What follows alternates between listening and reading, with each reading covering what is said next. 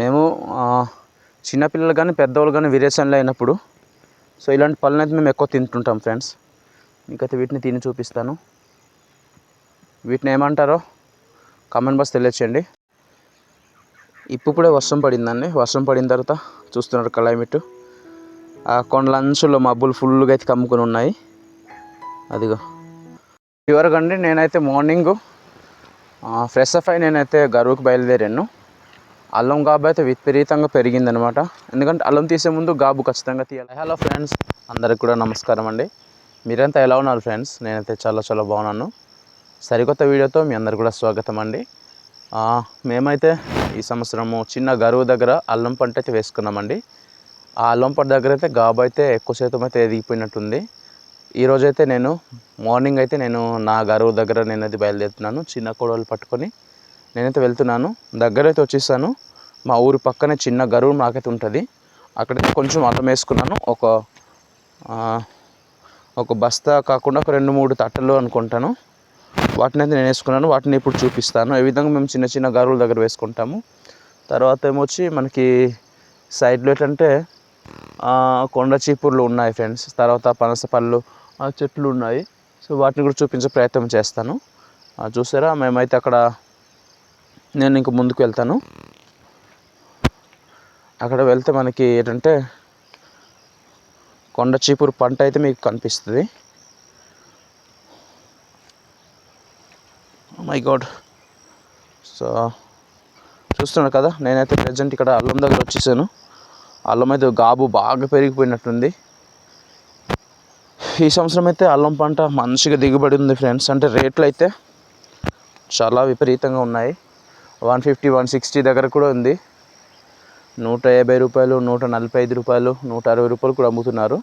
మేమైతే ఇంకా తీయలేదు, ఎందుకంటే లేట్గా వేసాం కాబట్టి. అప్పుడే తీయకూడదు, చెట్లు బాగా ఎదిగిన తర్వాత అప్పుడు మనము అల్లం తీసుకుంటే లాస్ట్కి మంచిగా అల్లం దిగుతుంది.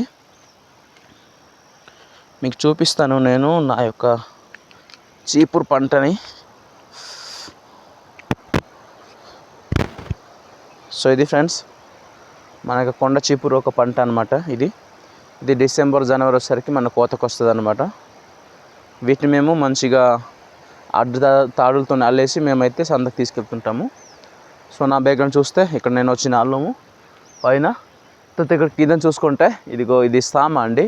అంటే మేము సామ పెద్ద ప్లేస్ దగ్గర వేసుకోలేదు కాబట్టి చిన్న ప్లేస్ దగ్గర మేము ఏంటంటే ఇక్కడ వేసుకుంటే విత్తనానికి మాకు నెక్స్ట్ ఇయర్కి పనికి వస్తుందని కొంచెం వేసుకున్నాము. చూస్తున్నారు కదా.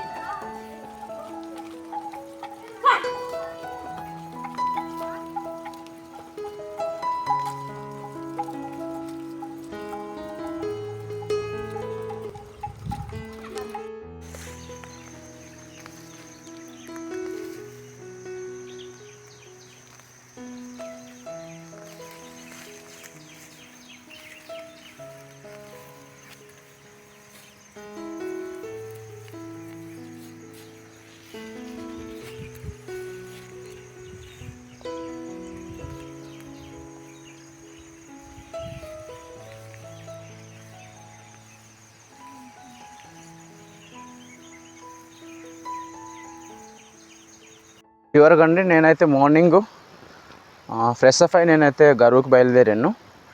అల్లం గాబు అయితే విపరీతంగా పెరిగిందనమాట. ఎందుకంటే అల్లం తీసే ముందు గాబు ఖచ్చితంగా తీయాలి కాబట్టి నేనైతే మా అల్లం చిన్న గరువు దగ్గర అయితే వచ్చాను ఫ్రెండ్స్. అయితే మా యొక్క లైఫ్ స్టైల్ ఎలా ఉంటుందంటే పొద్దున్న లెగిసిన తర్వాత అంటే 6 గంటలకి 5:30కి ఇలాగా అందరు కూడా ఇంటి నుంచి వెళ్ళిపోతారు అనమాట బయటికి. అంటే పనులకి వెళ్ళిన తర్వాత ఏమొచ్చి 1 గంట 2 గంటలు అంటే 7 నుంచి 8, 8:30, 9 ఇలా చేసి అనమాట భోజనాలు చేసిన తర్వాత అప్పుడు పోడుకి కానీ లేదంటే గుడ్డికి కానీ పొలంకి కానీ రోజంతా కష్టపడడానికి వెళ్తారు. అంటే 2 పూట్లు అలా అంటాయి అన్నమాట, డివైడ్ చేసుకుంటాము. పొద్దున్న లెగిసిన తర్వాత మార్నింగు భోజనం చేసే టైం అంత వరకు అయితే ఒక పని, తర్వాత నెక్స్ట్ వచ్చి మనకి వేరే వేరే పనులు, అంటే రోజంతా చేసే పని దగ్గర మేమైతే వెళ్తుంటాము. సో ఫైనల్గా అయితే నేనైతే మార్నింగ్ వచ్చానండి. మార్నింగ్ వచ్చిన తర్వాత నేను అల్లం గాబు తీసి అయితే మరలా నేను ఇంటికైతే బయలుదేరుతున్నాను. సో వర్షం అయితే అలా పడుతూనే ఉంది, చిన్న చిన్న చినుకులు. తర్వాత చుట్టుపక్కలంతా కూడా మబ్బులతో కమ్ముకొని ఉంటుంది. సో ఈరోజంతా మేము భోజనం చేసిన తర్వాత మేమైతే సిల్వర్ చెట్లు నాటిస్తున్నాండి. అంటే కాఫీ, నెక్స్ట్ ఏంటంటే కాఫీ తోటల తర్వాత సిల్వర్ చెట్లు వేస్తాం కదా, సో దాన్ని అయితే నేను నాటిస్తున్నాను. ఆ చెట్లు అయితే నాటుతున్నాము మా యొక్క పోడు దగ్గర, పెద్ద పెద్ద మెట్ల దగ్గర ఉడుస్తున్నాము, కొండ దగ్గర. ఎందుకంటే భవిష్యత్తులో పనికి వస్తాయనే ఉద్దేశంతోనే. సో నా అల్లం పంట అయితే అదేనండి, కొంచెం వేసాను.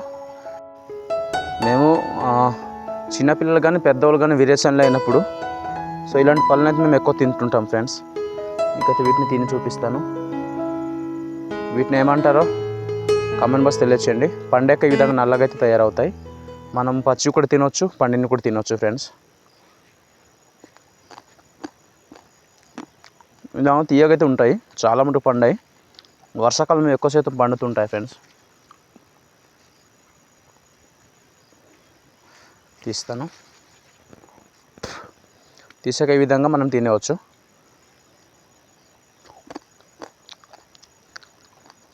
వీటిని మా గిరిజనులు విరేచనలు అయినప్పుడైతే తింటుంటారు. సో ఈ విరేచనలకు అయితే తగ్గించడం చాలా ఉపయోగపడుతుంటాయి. నా ముందర ఇంకా వింతైన పళ్ళు ఉన్నాయి. ఇలాంటి కాయల్ని మీరు ఏమంటారో కామెంట్ బాక్స్ తెలియచేయండి. మేమైతే వీటిని దేనికైతే ఉపయోగించము. దీని పువ్వు అయితే చాలా చాలా మంచిగా ఉంటుంది.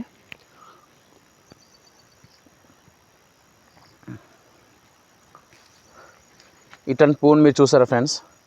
మా ట్రైబల్స్ ఏరియాలో ఇలాంటివి క్రిస్మస్ పండుగలు అయినప్పుడు కానీ, లేదంటే ఎవరైనా గవర్నమెంట్ ఆఫీసర్స్ కానీ ఎవరైనా పెద్దవాళ్ళు వచ్చేటప్పుడు గౌరవంగా వీటిని పూలదండలు వేసుకుంటూ వేసి వాళ్ళనైతే స్వాగతించడం అయితే చాలా మటుకు ఉపయోగిస్తాము. ఇవైతే సీజనల్ పువ్వులు అండి. ఈ సీజన్లో అయితే ఎక్కువ శాతంలో ఈ పువ్వులు అయితే మనకు దొరుకుతుంటాయి అడవి ప్రాంతంలో. సో ఇలాంటి పువ్వులను అయితే మేము దండలు వేసి వాళ్ళని అయితే స్వాగతించడం జరుగుతుంది. సో చూసారు కదా ఫ్రెండ్స్, ఇది కూడా మీకు చూపిస్తాను. ఇది వచ్చి గుమ్మడి పాదు. సో ఇలాగా విచ్చలవిడిగా బయటకు వస్తున్నట్టుంది. ఇది గట్టు నుంచి బయటకు వస్తుంది. దీన్ని మనము తీసుకెళ్ళి మనమైతే కూర కూడా ప్రిపేర్ చేసుకోవచ్చు. ఇలా అనమాట. ట్రైబల్స్ ఏరియాలో ఎటువంటి అంటే కూరగాయలకైతే ప్రజెంట్ ఎటువంటి ఇబ్బంది అయితే లేదు. ఏమి కావాలన్నా ఇలా వెళ్ళి ఆ పొలం దగ్గర వెళ్ళి తీసుకొచ్చి వండేసుకొని తినుకోవచ్చు అనమాట. రోజు అంటే ఒక పూట గడిచిపోతుంది. ఈ విధంగా సింపుల్ లైఫ్ మన ట్రైబల్స్లో ఉంటుంది. సో ఫైనల్గా అయితే మన ఒక చిన్న వీడియో మనకి ఎలా అనిపించిందో కామెంట్ కూడా తెలియచేయండి. కొత్తగా చూస్తుంటే మన దేవమల్లి ట్రైబల్ కల్చర్ అనే యూట్యూబ్ ఛానల్ని సబ్స్క్రైబ్ చేసి సపోర్ట్ చేస్తానని అనుకుంటూ, సో మరొక కొత్త వీడియోతో మీ ముందు కలుస్తానని అనుకుంటూ సెలవు తీసుకుంటున్నాను. అంతవరకు ఫ్రెండ్స్, బాయ్.